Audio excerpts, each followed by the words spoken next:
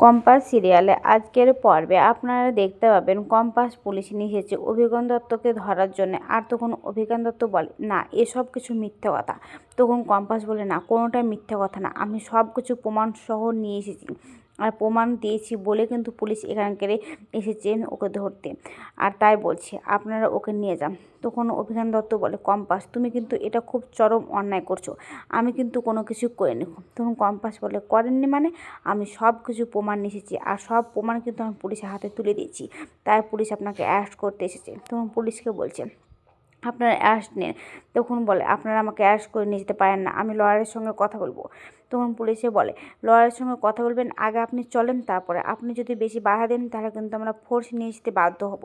তখন সেখান থেকে অভিজ্ঞান দত্ত চলে যেতে গেলে এদিকে মনালিসা দাদু দাদু করে চিৎকার করতে থাকে আর কান্না করে। আর তখন মনালিসার মা মনালিসাকে ধরে আর বলে, না তুমি যেও না, তোমাকে ওখানে যেতে হবে না। তখন মনালিসা বলে, তুমি ছাড়ো আমাকে, তুমি তো ওই কম্পাসের দিকে, তাই না? তুমি তো ওই কম্পাসকে সব কিছু বলো, ওকে তো তুমি নিজের মেয়ের মতো ভালোবাসো, তাই না? তুমি আমাকে ছেড়ে দাও মা, তোমার জন্য এ সব কিছু কিন্তু হয়েছে, আমি জানি না দাদু আমাকে সব কিছু বলেছে। তাই বলে সেখান থেকে মনালিসা ছুটে কখন বেরিয়ে চলে যায়। এদিকে তখন শেষটাও বাড়ি যাওয়ার জন্য ছুটে আসে। তখন কম্পাস পিছু পিছু আসার বলে, কাকিমা তুমি এইভাবে দৌড়াদৌড়ি করে কোথায় আছো, তুমি এখানে শান্ত হয়ে দাঁড়াও। তখন ঋতুজা বলে, চেষ্টা তুমি যে এভাবে বাড়ি যাচ্ছ, তুমি তো খুব ভালো করে জানো যে ওই বাড়িতে গেলে এখন তোমার উপরে কি চলতে পারে, তাই তাই তোমাকে ওই বাড়িতে এখন যেতে বারণ করছি। তখন বলে, না আমাকে তো যেতেই হবে, আমাকে খুব তাড়াতাড়ি বাড়ি যেতে হবে। আর তাছাড়া আমার মেয়েটা যে কখন বেরিয়ে গেল আমি কিছুই বুঝতে পারলাম না। আচ্ছা বিহান, তুমি কি দেখেছো আমার মেয়েটা কখন কোথায় গিয়েছে তা? তখন বলে, না আন্টি আমি সত্যি বুঝতে পারিনি, সরি। তখন কম্পাস বলে, তোমাকে যেতে হবে না কাকিমা ওই বাড়িতে গেলে তোমাকে খুব অত্যাচার করবে। তখন শেষটা বলে, তাহলে আমি এখন কোথায় যাব, এখন তো শ্বশুরবাড়িতে গিয়ে থাকতে হবে আমাকে। তখন কম্পাস বলে, না কাকিমা, দরকার হলে আমি ঘর ভাড়া নেব, আর সেখানে মা বাবা আর তোমাকে নিয়ে আমি থাকবো।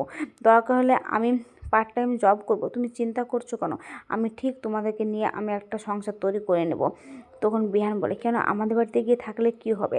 তখন শেষটা বলে, আমি কোথাও যাবো না রে কম্পাস, জানিস তো ওই বাড়িতে আমার মেয়ে আছে, আমি যদি না যাই তাহলে ওকে কে সামলাবে বল? আমি চাই না যে ও আমার থেকে দূরে চলে যাক, ওকে তো উল্টাপাল্টা বোঝাচ্ছে, আমাকে সেটা ওকে বুঝিয়ে নিতে হবে। তখন ঋতুজা শেষটাকে বলে, দেখেন একটা কথা বলি, একমাত্র আপনি কিন্তু ওর পাশে থাকতে পারেন, আর আমি কম্পাসকে খুব ভাবে ভরসা করি, আর ওকে আমি সাপোর্টও করছি। এই প্রথমবার কিন্তু বিহানও কম্পাসকে সাপোর্ট করছে, কারণ বিহানও বুঝতে পেরেছে যে কম্পাস কোনো অন্যায় করেনি। তখন শেষটা বলে, হ্যাঁ আমি চাই যে বিহান সারা জীবন কম্পাসের পাশে থাক আর কম্পাসকে সাপোর্ট করুক। বাবা তুমি একমাত্র ওর পাশে থাকবে, ওকে সারা জীবন তুমি সাপোর্ট করে দেবে, তুমি ওর হাতটা ছেড়ো না। এ বলে তখন ওখান থেকে সে বেরিয়ে যায়।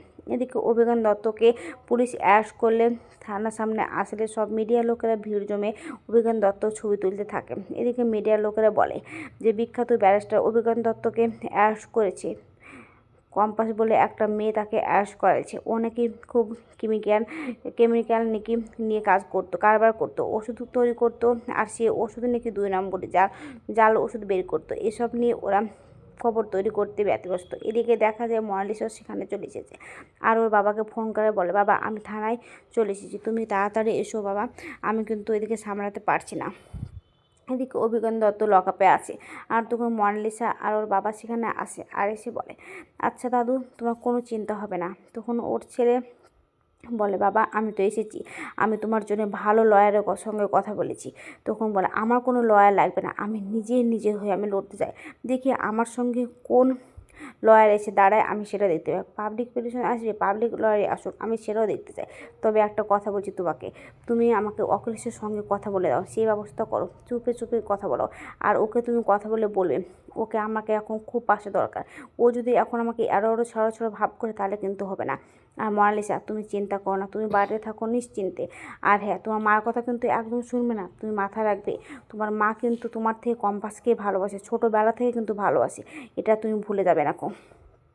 এদিকে অখিলেশকে ফোন করেছিল অভিজ্ঞান দত্তর ছেলে, আর সমস্ত কথা বলায় অখিলেশ তখন উত্তেজিত হয়ে পড়ে। আর মুক্তি বলে, অখিলেশ তুমি এত উত্তেজিত হচ্ছ কেন, তুমি প্যানিক করো না, তুমি এখন চুপ করে বসো।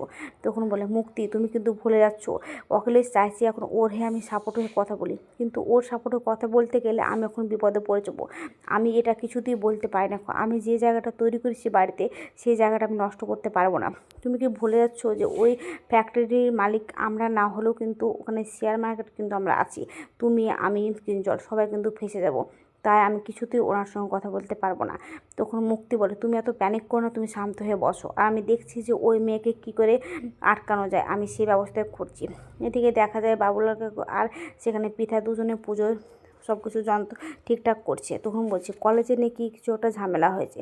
তখন সেখানে কিঞ্জলা ছেলে পিঠা নিয়ে গিয়ে তাকে প্রসাদ দেয়, আর প্রসাদটা খাওয়া হয়ে গেলে বলে, আচ্ছা অভিজ্ঞান দত্তকে নাকি পুলিশ অ্যারেস্ট করেছে। তখন কিঞ্জলা বলে, করবে না, ওই মেয়ে যেখানে যাবে সেখানে অশান্তি হয়, ওই কলেজে অশান্তি করবে আর নাহলে বাইরে অশান্তি করবে, কিছু না কিছু তো ওকে করতেই হবে, ও তো কোনো জায়গায় শান্তিতে থাকতে দেবে না, নাহলে ওর মতো একটা অত বড় মানুষকে কেউ পুলিশের হাতে ধরে দেয়।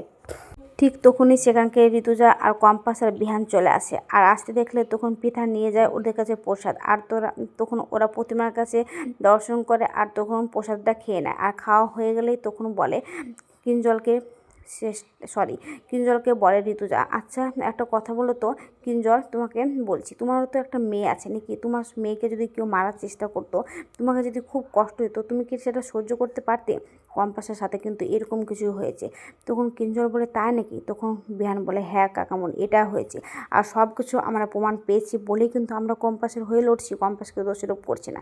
এদিকে দেখা যায় যে অখিলেশ ঘর থেকে ছুটে আসে, আর ঋতুজাকে বলে, দেখো ঋতুজা ফোনের উপর ফোন করছে, দেখো এখন আমাদের কি হবে। তখন কম্পাসকে বলে, আচ্ছা কম্পাস, তুমি তো এটা অন্য কোথাও করতে পারতে নাকি, তুমি তো জানো যে আমাদের ওই কলেজটাতে এসব করলে আমাদেরকে কতটা অশান্তি ভুগতে হবে, তারপরে কেন এটা করলে? তখন ঋতুজা বলে, কিছু হবে না কো, আমি সব সামলে নেব, তুমি একটু শান্ত হও অখিলেশ।